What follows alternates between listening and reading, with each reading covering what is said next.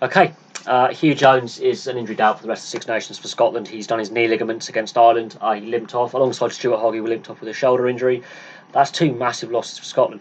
But Stuart Hogg may yet be fit to play against Wales or England. So Gregor Townsend has been very coy about Stuart Hogg, but Hugh Jones is a massive ball runner. He's not great from kicking from hand, and his defence sometimes he's a bit impetuous where he rushes out of defence on that blitz defence a little bit too quickly and leaves holes.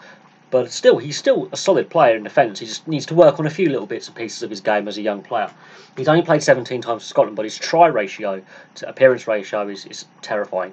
If you are a defender and he's got the ball in hand, be terrified. He breaks tackles, he runs good lines, and he can then bring other players into play with his line breaks, with the space he's created.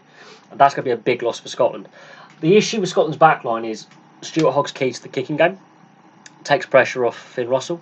I'm going to guess Peter Horne comes back in as a secondary kicking option for both points of goal and from hand, because what I've noticed is when the rest of the Scotland backs don't kick as much, more mistakes happen at scrum fly half position inside centre.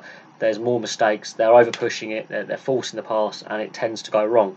So losing Stuart Hogg for a game or two is serious, but they are playing the French first up, and the French don't look competent.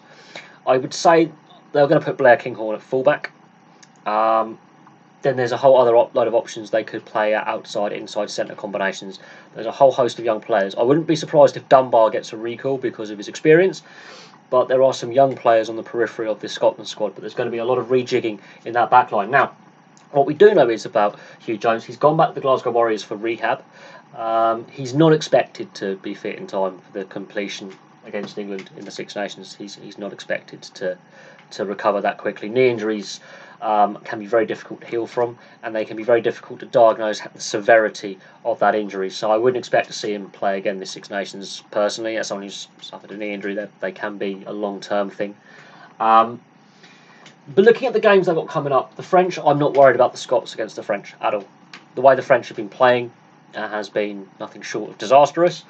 The games against Wales and England, they're going to miss his ball running skills and his line breaks. They are going to miss that, and if he's going to be out of that back line, whoever steps in, are they going to be able to have the same impact, ball in hand, and running off the ball as well, and support running and distracting defenders that Hugh Jones does. Hugh Jones' strike record at Test level is outstanding. Only 17 caps, he is a try scorer. They played him on the wing as well a few times, so he is a pacey player. He's a powerful player. Those games as well as England are going to be massive. If he's not fit, they're going to be massive. So it's going to be very interesting to see what Gregor Townsend does as a rejig. There are multiple players that could be called up to replace Hugh Jones. I would expect Dunbar to go into the outside centre role. Maybe Peter Horne to go at inside centre to relieve some of the pressure on Finn Russell, with Stuart Hogg out as well. So there's two key players out. Stuart Hogg looks likely to possibly be back for the Wales game, definitely for the England game. He's recovering quite well from his shoulder ligament injury. But they've both gone for scans, and they've both gone back to Glasgow for rehab. Anyway, thank you very much for watching. Please place your thoughts below. Please like and subscribe, and I'll have some more videos for you soon.